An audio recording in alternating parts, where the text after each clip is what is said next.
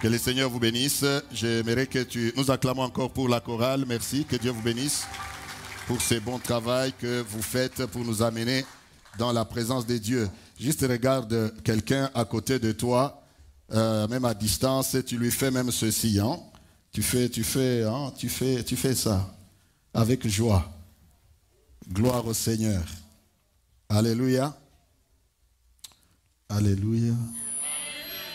Je vous salue dans le nom de Jésus, notre Seigneur. Nous allons aller droit dans la parole de Dieu. Vous savez, ces temps-ci, c'est vraiment un temps de défis. Hein? Beaucoup de défis dans les choses de Dieu.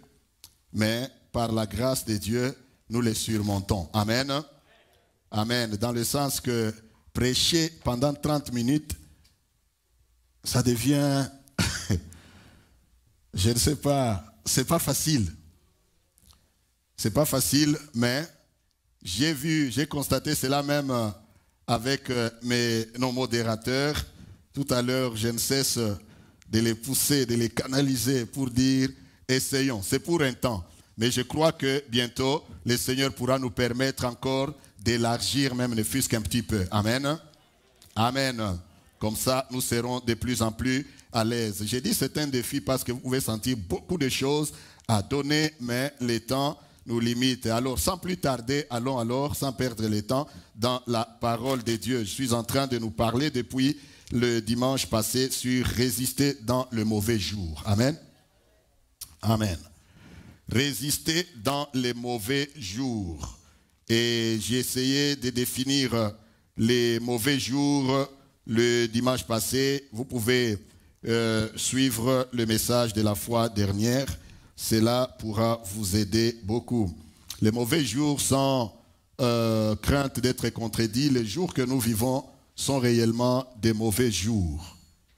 Des mauvais jours d'une manière globale, mais aussi ça peut être des mauvais jours même sur le plan individuel. Et nous lisions dans Éphésiens chapitre 6, nous allons lire ces deux passages. Je vais d'abord que nous lisions Éphésiens chapitre 6 à partir du verset 10 jusqu'au verset 14. Et nous irons dans Hébreux chapitre 11 pour aller lire le verset 23 jusqu'au verset 28. Et je vais parler dans une dimension. Je sais que je ne vais pas finir parce que les choses que nous allons couvrir, même si j'interromps aujourd'hui, je vais y revenir dans les jours qui viennent. Éphésiens 6, 10 à 14, au reste, fortifiez-vous dans le Seigneur et par sa force toute puissante. Revêtez-vous de toutes les armes de Dieu afin de pouvoir tenir ferme contre les ruses du diable. Verset 12.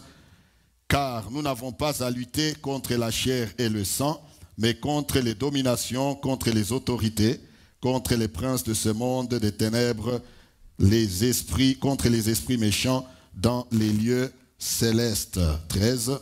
C'est pourquoi prenez toutes les armes de Dieu. C'est pourquoi prenez toutes les armes de Dieu afin de pouvoir résister. Alléluia. Si ce mot dans ta Bible n'est pas souligné, souligne-le. Afin de pouvoir faire quoi? Résister. Résister en quel temps? Résister dans le mauvais jour et tenir ferme après avoir tout surmonté. Tenez donc ferme. Ayez à vos reins la vérité pour ceinture. Revêtez la cuirasse de la justice, etc.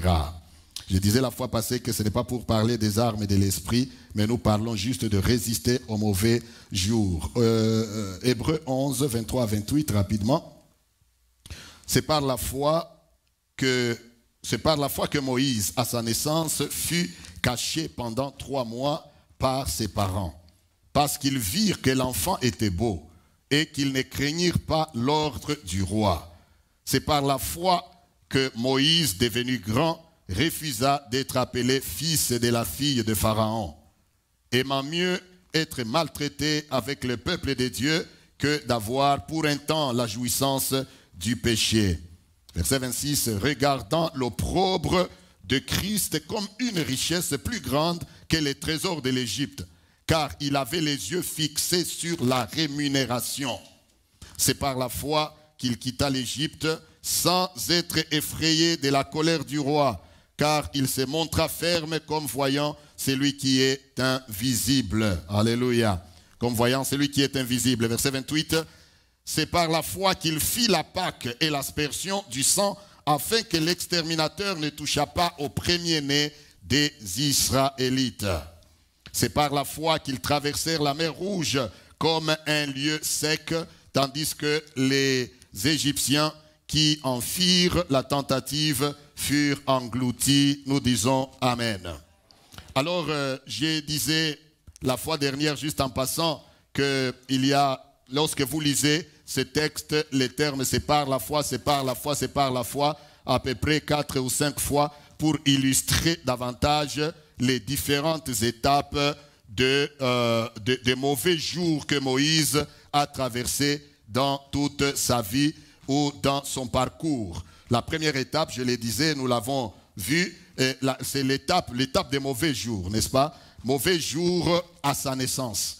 Je l'ai dit, c'est là que je me suis attardé le dimanche passé. Moïse a connu des mauvais jours dès sa naissance. Tu es né dans le mauvais jour. Tu es né et tes parents sont, n'est-ce pas, ils sont confus, ils ne savent pas ce qu'il faut faire, ils doivent prendre une décision. Tu es né, ils sont obligés normalement de te tuer, de mettre fin à ta vie pour épargner la leur. Mais eux, les parents de Moïse, ont choisi de les garder. La Bible dit parce que Moïse était tellement cute. Moïse était tellement beau, amen. Il était beau, quand on le regardait, on avait le plaisir de l'avoir pour enfant. De toutes les façons, l'enfant reste l'enfant, amen. Un enfant, eh bien, c'est un don de l'Éternel. Ce qui m'intéresse ici plus est que le fait que les parents n'ont pas choisi d'obéir à Pharaon et à son ordre, mais ils ont plutôt choisi d'obéir à Dieu. Quelqu'un dit Amen. Parce qu'ils savaient que Dieu qui leur avait donné cet enfant, il leur a donné cet enfant pour un but, pour un objectif. Que quelqu'un dise un Amen.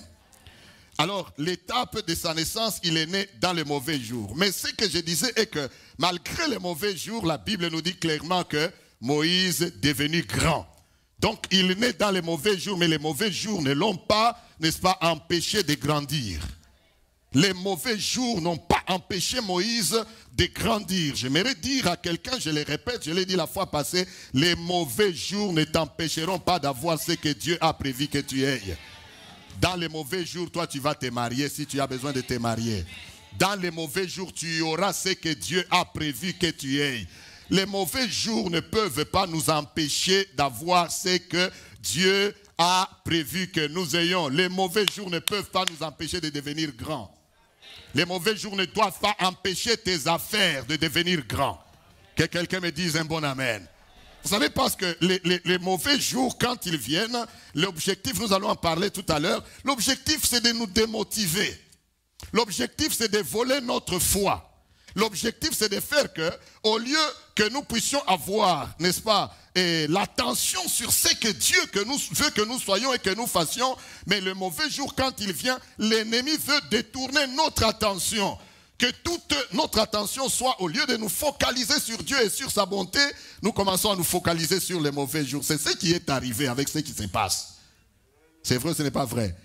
C'est ce qui est arrivé. Eh bien, vous voyez, au lieu que nous puissions nous focaliser, nous concentrer sur Dieu, sur l'adoration, sur sa parole, sur son œuvre, mais le mauvais jour a fait que nombreux se focalisent soit sur leur santé, soit sur ce qui se passe tout autour d'eux. J'aimerais dire que même notre santé, dans les mauvais jours, bien aimé, notre santé est dans la main de l'Éternel.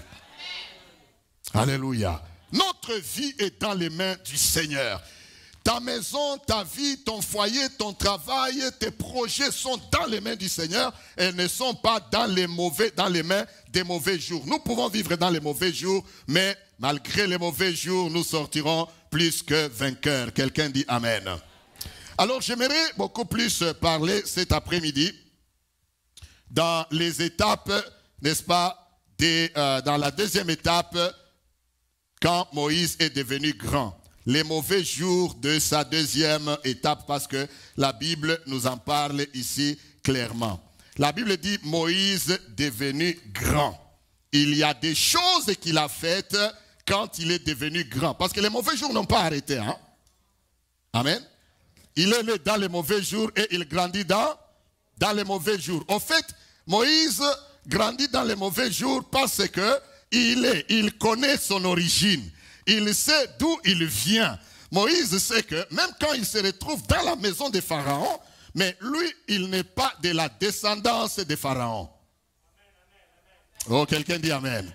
Moïse connaît, je pense qu'il a su l'histoire, on la lui a dit, on la lui a raconté que non, mais toi, tu es né normalement, tes parents sont des parents juifs. Eh bien, tu es né dans ces moments-là, on t'avait jeté, on t'avait caché, etc. Mais voici, la fille de Pharaon t'a adopté. Donc, toi, tu es son fils adoptif. Maintenant, Moïse devenu grand, il y a des choses qu'il a faites. Ça m'intéresse beaucoup dans ce message. De ce que nous devons avoir comme acte de foi dans le mauvais jour. Acte de foi dans les mauvais jours. La première des choses que Moïse fit devenu grand, la Bible nous dit, Moïse devenu grand, il refusa d'être appelé fils de la fille de Pharaon. Il refusa, dis d'abord à quelqu'un, il refusa. Moïse devenu grand, il refusa d'être appelé. Il refuse d'être appelé fils de la fille de Pharaon. Ça veut dire que quand il passait en Égypte, Moïse, on le voyait, on le regardait, on le pointait du doigt. C'est le fils de la fille de Pharaon. C'est trop long, n'est-ce pas? Sois détendu, amen. Sois détendu, suis-moi là où je vais. C'est trop long.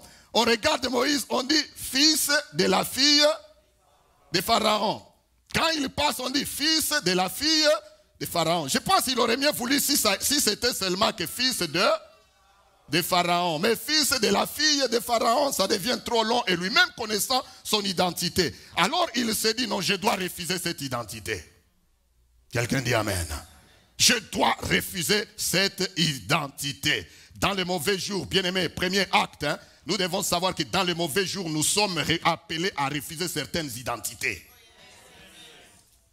Dis-moi un bon amen. Dans les mauvais jours, nous sommes appelés à refuser certaines identités.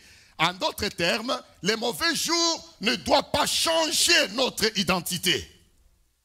Surtout en les temps tels que nous traversons. Le mauvais jour ne doit pas changer notre identité. À cause du mauvais jour, si je suis serviteur de Dieu, dans les mauvais jours, je dois rester serviteur de Dieu. Oh, que j'entende un bon amen. Les mauvais jours ne doivent pas changer mon identité. Si je suis adorateur de l'Éternel, les mauvais jours ne doivent pas enlever ou ôter cette étiquette d'adorateur du Dieu très haut. Si je suis un serviteur, je suis un donneur ou un donateur dans la maison de Dieu. Les mauvais jours n'ont pas le droit de m'enlever cette identité. Je dois retrouver mon identité. Si tu es une bonne femme, ma soeur, dans ta maison, mon frère, tu es un bon mari, que les mauvais jours ne changent pas ton identité. Oh, dis un bon amen. Que je te dise des grandes choses, dis un bon amen.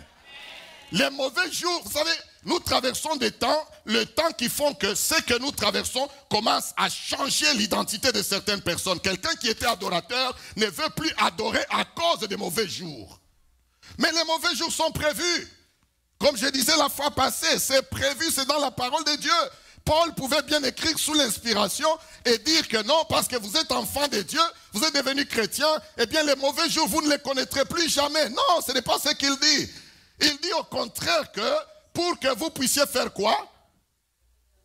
Et vous avez oublié, Éphésiens, que je venais de lire là au début. Que vous puissiez faire quoi? Résister dans les mauvais jours. Donc dans les mauvais jours, nous ne devons pas fuir. Dans les mauvais jours, nous ne devons même pas changer notre identité. Dans les mauvais jours, nous devons résister avec notre identité. Quelqu'un dit amen. Dans les mauvais jours, reste enfant de Dieu. Ne change pas pour que tu deviennes fils de la fille de Pharaon ou fille de la fille de Pharaon. Non. Si tu as toujours craint l'Éternel, dans les mauvais jours, continue à craindre l'Éternel. Les mauvais jours ne sont pas une licence pour que nous devenions mauvais ou méchants. Alléluia. Les mauvais jours ne sont pas une licence pour que nous devenions, n'est-ce pas, légers dans les choses de Dieu. Non, jamais de la vie. Plus les jours deviennent mauvais, plus nous devenons rigoureux avec les choses de Dieu. Plus les jours deviennent mauvais, frères et sœurs, laissez-moi vous dire, plus nous devenons sérieux, de plus en plus sérieux avec les choses de Dieu, parce que nous savons qu'il y a quelque chose qui arrive. Tu dois savoir qu'il y a quelque chose qui se prépare, c'est pourquoi il y a les mauvais jours. Si moi j'étais à ta place, je dirais un bon amen. En d'autres termes, hein, que les mauvais jours ne viennent pas voler ton identité. Moïse a refusé, il dit non, non, non, non, non. Cette identité d'être toujours appelé fils de la fille de Pharaon. Quand je sors, je trouve mes frères et mes sœurs, ils sont dans la souffrance, mais moi je rentre, je suis dans la paix. Mieux vaut que je m'associe à mes frères et sœurs, que j'ai l'identité que je dois avoir. Alléluia. Vous savez, cette histoire de refuser l'identité, je la trouve encore presque dans beaucoup de choses, beaucoup de vies des serviteurs et servants de Dieu qui ont connu des temps difficiles. Je vais vous en donner des exemples et je vais passer à un autre acte que je trouve dans ce passage. Donnez-moi, si vous pouvez, allons dans Daniel chapitre 3. Je vais vous montrer, vous connaissez toutes ces choses, cette histoire, mais je vais juste l'utiliser pour nous faire comprendre quelque chose. Que le mauvais jour ne change pas ton identité. Daniel 3, verset 12 à 18. Daniel chapitre 3, le verset 12 à 18. Nous lisons ceci. Or, il y avait des Juifs à qui il y a des Juifs, donc ce sont les satrapes, les magiciens du roi Nebuchadnezzar qui lui parlent. Ils disent, il y a des Juifs à qui tu as remis l'intendance de la province de Babylone, Shadrach, Meshach et Abednego, hommes qui ne tiennent aucun compte de toi, ô roi. Ils ne servent pas tes dieux et ils n'adorent point la statue d'or que tu as élevée. Verset 13, on continue. Alors Nebuchadnezzar, irrité et furieux, donna l'ordre qu'on amena Shadrach, Meshach et Abednego. Et ces hommes furent amenés devant le roi. Nebuchadnezzar prit la parole et leur dit, est-ce des propos délibérés, notez bien, est-ce des propos délibérés, Shadrach, Meshach et Abednego, que vous ne servez pas mes dieux et que vous n'adorez pas la statue d'or que j'ai élevée? 15. Maintenant, tenez-vous prêts. Et au moment où vous entendrez le son de la trompette, du chalumeau, de la guitare, de la sambuc, du psalterion, de la cornemuse et de toutes sortes d'instruments, vous vous prosternerez et vous adorerez la statue que j'ai faite. Si vous ne l'adorez pas, vous serez jeté à l'instant même au milieu d'une fournaise ardente. Et quel est le Dieu qui vous délivrera de ma main? Verset 16. Shadrach, Meshach et Abednego répliquèrent au roi Nebuchadnezzar. Nous n'avons pas besoin de te répondre là-dessus. Voici notre Dieu que nous servons. C'est là que je trouve l'identité dans le mauvais jour. Amen. Notre Dieu que nous servons peut nous délivrer de la fournaise ardente. Et il nous délivrera de ta main, ô roi. Sinon, verset 18, sinon, sache, ô roi, que nous ne servirons pas tes dieux et que nous n'adorerons pas la statue d'or que tu as élevée. Quelqu'un dit amen. Mauvais jour que Shadrach, Meshach et Abednego ont connu. Le mauvais jour lorsqu'on vous prend seulement, votre foi est mise à l'épreuve. C'est le mauvais jour. Amen. Ils se connaissaient, connaissaient leur identité. On les a pris des jeunes juifs. On les envoie, n'est-ce pas, à Babylone en captivité. Et là, on les soumet à une école. Bien aimés, suivez-moi très bien. On les soumet à une école pour les changer, pour savoir les contrôler. Lorsqu'on te met dans une école, comme Shadrach, Meshach et Abednego et Daniel, on te met à une école où on te donne à manger, où on te donne, on t'instruit, où on te change même les noms. Ça veut dire qu'à tout prix, on veut te contrôler, n'est-ce pas? À tout prix, on tient à te contrôler. À tout prix, on vole ton identité. Parce que même quand on change ton nom, au fait, les noms que les gens peuvent t'appeler, toi, tu ne peux pas les contrôler. Dans les mauvais jours, les gens peuvent choisir de t'appeler les noms qu'ils veulent. Mais toi, tu dois savoir ce qu'est ton nom réel que Dieu t'a donné. Toi, tu dois savoir comment Dieu t'appelle. Quand Dieu t'appelle son enfant, Dieu t'appelle son enfant. Tu n'es pas un danger dans les milieux où tu es. Que j'entende un bon amen. Tu n'es pas un danger même là où tu vas. Les dangers peuvent être là, mais toi, tu es l'enfant de Dieu, tu es dans ses mains. Que quelqu'un dise amen. On peut éprouver ta foi comme la foi de ces jeunes gens. On les a soumis à l'école, on change mais leur identité est restée en eux. Alléluia. Jusqu'à ce que maintenant, on fabrique les statues, on dit voilà, vous allez tous adorer la statue de Nebuchadnezzar. Ah, c'est là qu'ils ont dit ici, c'est là maintenant que nous allons leur montrer que nous restons fidèles à notre Dieu. Je suis en train de parler sur le fait de refuser une identité que le mauvais jour veut te coller. Refuse l'identité, même dans ton foyer, l'identité que le mauvais temps veut te coller. Il veut t'appeler homme méchant, il veut t'appeler femme méchante, il veut t'appeler femme insoumise, il veut t'appeler ceci, il veut t'appeler cela à cause des mauvais jours. Mais ne te soumets pas à ce que le mauvais jour veut que tu sois appelé. Le mauvais jour veut que tu renies d'adorer le Seigneur. Béni soit Dieu, toi qui es venu ce matin pour adorer l'Éternel des armées, malgré les temps durs, les temps difficiles que nous traversons. Quelqu'un dit Amen. Ils refusent, ils disent non, nous n'adorerons pas votre statut. Mon identité me reste, je me soumets à Dieu et non aux hommes. Je disais la fois passée que le fait de porter les masques, de nous soumettre, de mettre le gel, ce n'est pas un manque de foi. Amen.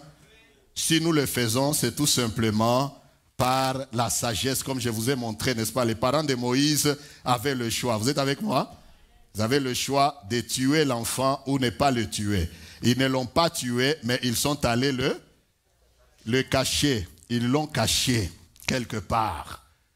Ils ont eu la foi que cet enfant peut vivre, malgré les temps difficiles. Parce que leur identité n'était pas identité des gens qui tuent, non. Malgré les mauvais jours, si toi, tu as la vie, continue à donner la vie. Ok, continuons.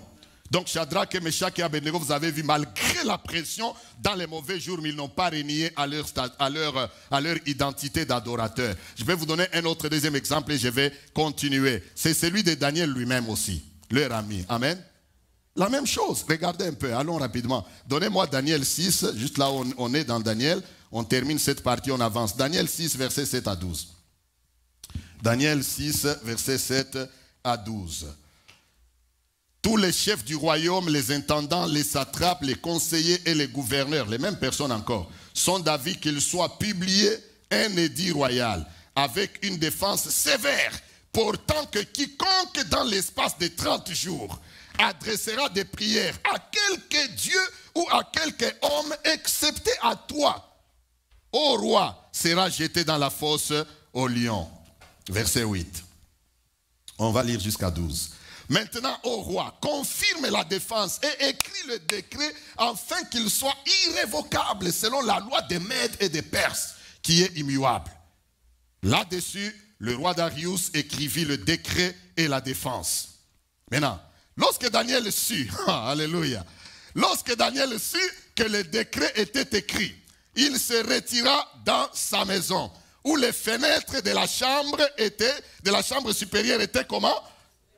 Répondez plus fort. Les fenêtres de la chambre étaient ouvertes dans la direction de Jérusalem.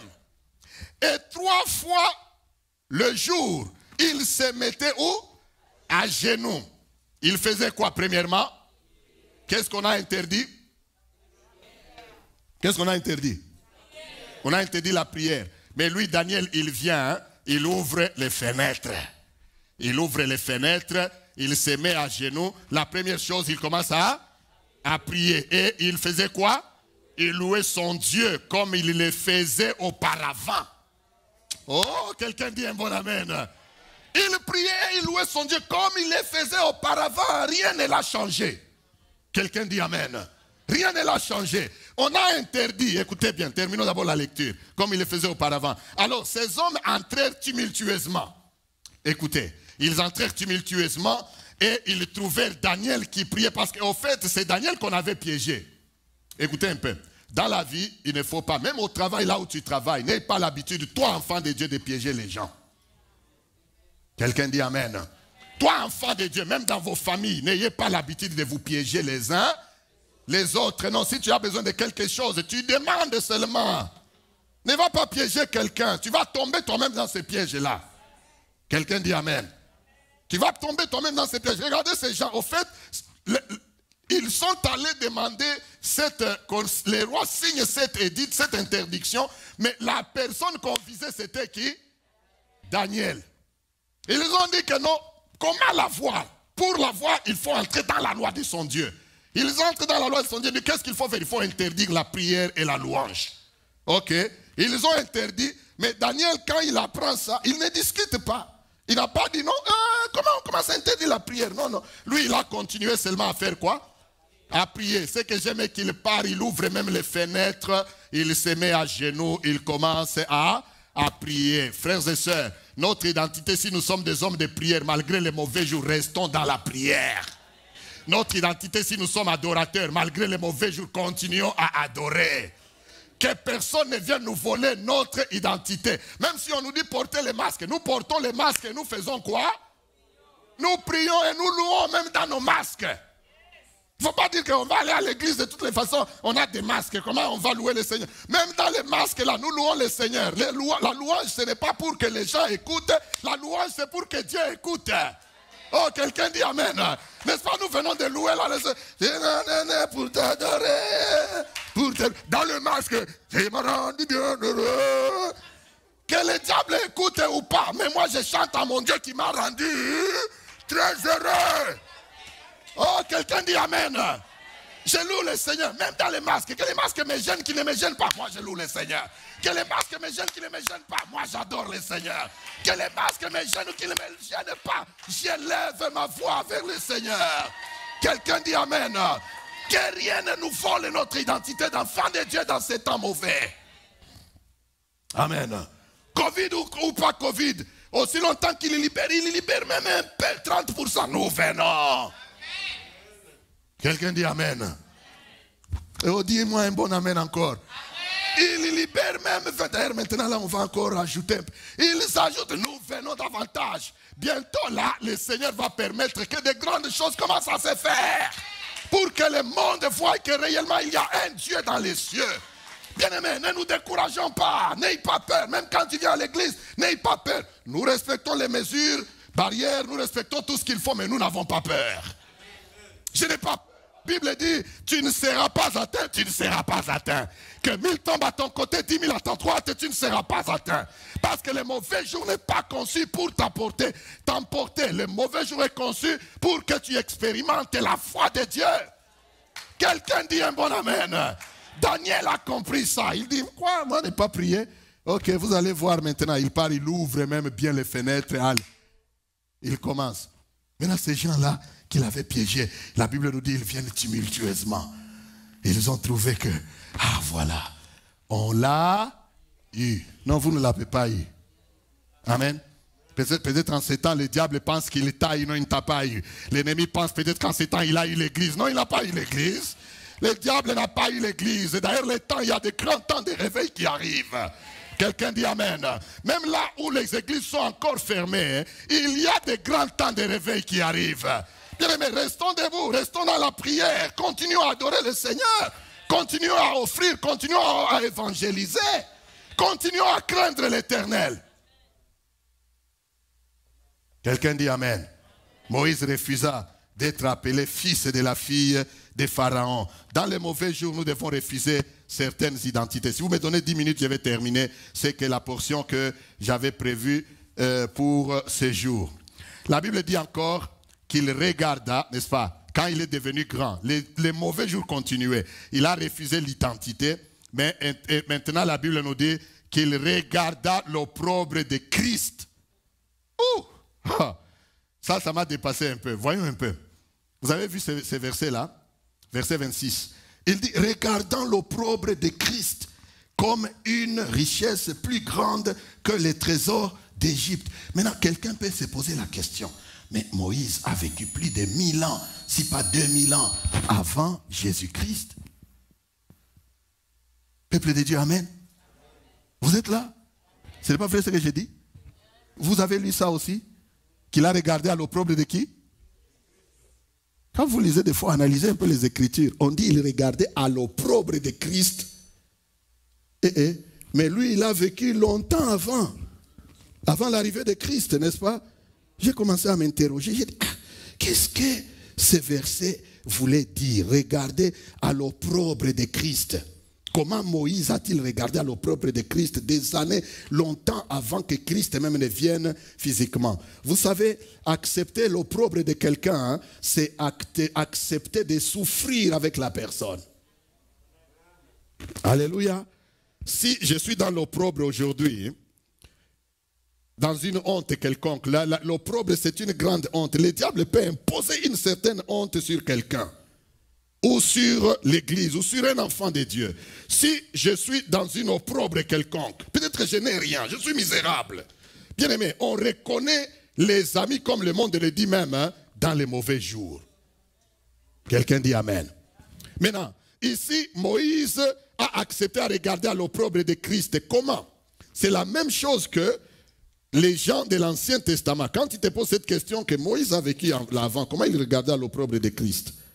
Écoute bien ici, une grande leçon va sortir. Suis-moi très bien. Moïse a vécu longtemps. Premièrement, nous savons que Christ est éternel. N'est-ce pas? Tous les gens qui ont vécu, Christ a divisé le temps en deux. Avant et après Christ. Tous ceux qui sont morts avant la croix. N'est-ce pas? Tous ceux qui sont morts avant la croix de Jésus, avant son arrivée dans la chair. Si je vous pose la question, sont-ils perdus? Mais comment étaient-ils sauvés ou comment sont-ils sauvés? Parce que eux, ils sont venus, ils ont vécu avant Christ et Christ est venu, il est mort pour nous. N'est-ce pas?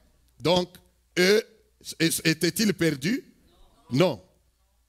Comment sont-ils sauvés? Or, la Bible dit que Jésus-Christ a dit que je suis le chemin, la vérité et la vie. Alors, eux sont-ils sauvés par quel chemin? Par la foi en qui? En Dieu.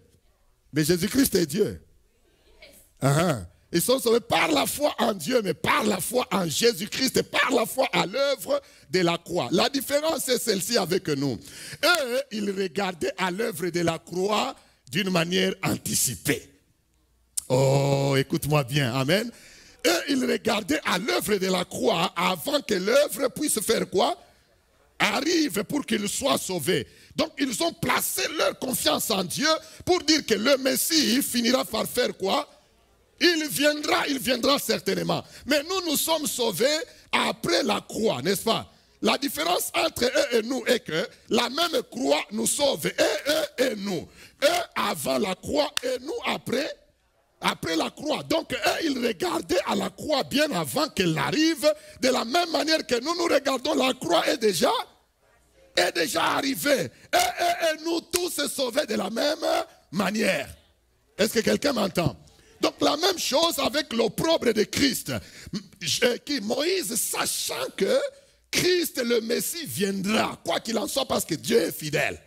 Le Messie viendra, qu'on veuille ou pas, il viendra. Il a mis sa foi en cette promesse-là du Fils de Dieu qui écrasera la tête du serpent. Quelqu'un dit Amen.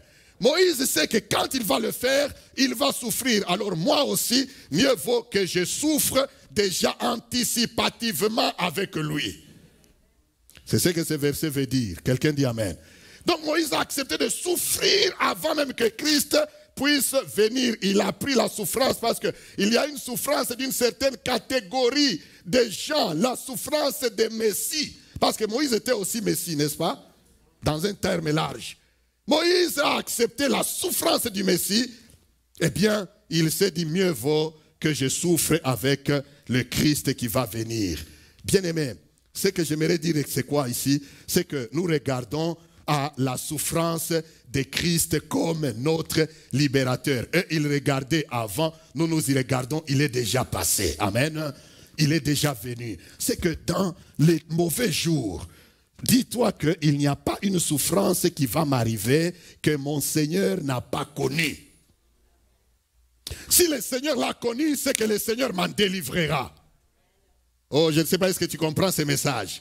Si le Seigneur a connu cette souffrance, le Seigneur t'en délivrera. Que ce soit la maladie, que ce soit l'opprobre, que ce soit la honte, que ce soit la menace, que ce soit le combat spirituel, le Seigneur t'en délivrera. J'aimerais dire à quelqu'un ce matin, bien-aimé, quels que soient les temps et les circonstances, quelle que soit la souffrance que tu passes, même si tu te dis je suis dans la honte, mais prends ta honte et là, amène ça à la croix. Dis, je souffre à cause du Christ. Je souffre à cause du nom de mon Seigneur. Je souffre parce que Christ a souffert le premier pour moi. Amen. Ok, je vais m'arrêter. Mais je vais m'arrêter à la dernière chose. Comme je vous disais, il y a tellement beaucoup de choses qu'on peut dire, mais j'y reviendrai. La dernière chose me plaît beaucoup. C'est là que je vais m'arrêter. Moïse, la Bible nous dit, car il avait les yeux. Il a accepté l'opprobre de Christ, car il avait les yeux fixés sur la rémunération. C'est là que je vais m'arrêter. Il avait les yeux fixés sur la rémunération. Dans les mauvais jours, quel que soit ce que le monde peut te pousser à faire ou à dire ou à devenir, aie les yeux fixés sur la rémunération. La rémunération, c'est le salaire.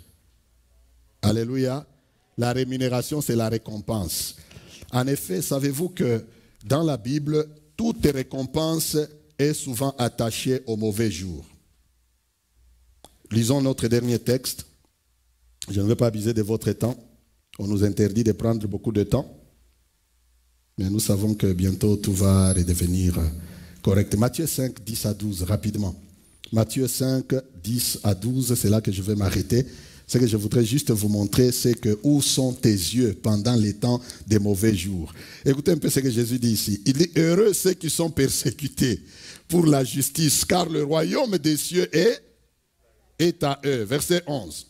Heureux serez-vous lorsqu'on vous outragera, qu'on vous persécutera et qu'on dira faussement de vous toutes sortes de mal à cause de moi. Verset 12. Réjouissez-vous et soyez dans l'allégresse, parce que votre récompense sera comment? Votre récompense sera grande dans les cieux, car c'est ainsi qu'on a persécuté les prophètes qui ont été avant vous. Quand on persécute, c'est mauvais jour, oui ou non? Mauvais jour. Mais Jésus dit, soyez heureux. Dans les mauvais jours, là, dans la persécution, soyez heureux. Frères et sœurs, nous n'avons encore rien vu. Amen. Si seulement ces temps de Covid-19 que nous venons de traverser peut déjà décourager la foi de quelqu'un, alors frère, tu dois serrer la ceinture. Amen. Parce que ce que les autres ont connu dans les temps passés, comme la Bible dit ici, ce que nous vivons là, c'est rien. Si tu prends quelqu'un comme Paul, tu le mets dans un temps pareil, et tu dis que Paul, viens voir un peu comment nous souffrons. Paul va te dire que je ne vois pas la souffrance. Vous souffrez de quoi? Qu'est-ce qu'il y a? Qu'est-ce qu'il y a? Il dit non, il y a la pandémie, on nous impose les masques, on nous interdit de nous asseoir proches les uns des autres. Il va te dire, ça c'est un problème. Amen. Ça c'est un problème pour que tu sois soucieux, inquiet, que tu te gênes de prier, d'adorer, d'évangéliser, de prêcher, de venir à l'église. Ça c'est un problème. Il dit non, alors tu n'as rien vu. Et lis son histoire, il te dira, parce qu'il avait les yeux fixés sur quoi? Sur la récompense, la rémunération. Frères et sœurs, il n'y a rien que nous faisons dans les bons comme dans les mauvais jours que Dieu ne va pas récompenser. Amen. Je nous exhorte, là où nous devons prier, même bientôt, lorsque nous allons commencer les cultes en semaine, soyons là, continuons à adorer, à prier le Seigneur, à les servir, à suivre les enseignements. Parce que malgré les temps que le monde connaît, nous devons rester accrochés à Christ et accrochés à notre identité. Quelqu'un dit Amen.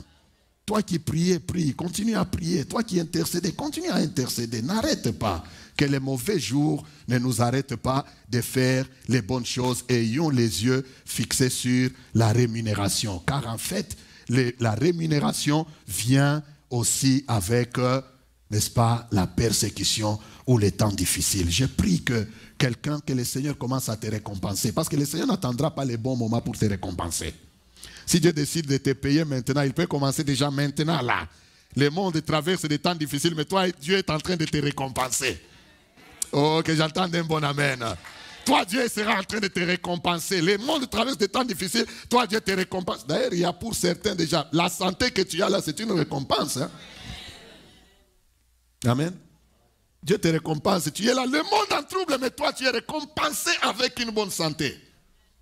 Que Dieu te récompense avec un bon travail pendant cette période. Parce que tu le sers, tu le crains. Que Dieu te récompense avec un bon mariage. Que Dieu te récompense avec une promotion au travail. Amen. Parce qu'il voit que malgré les temps difficiles, toi tu es là toujours pour lui. Qu'il en soit ainsi. Amen. Amen. J'ai dit encore un bon amen. Que Dieu bénisse sa parole. Nous poursuivrons dans ce message dans la 3e étape de mauvais jours de Moïse. Alléluia. Que Dieu nous aide. Que personne ne vole notre identité. Que nous restions fixés vers la rémunération. Et le Seigneur ne manquera pas de bénir chacun de nous. Amen. Nous nous tenons debout dans la présence de Dieu et nous allons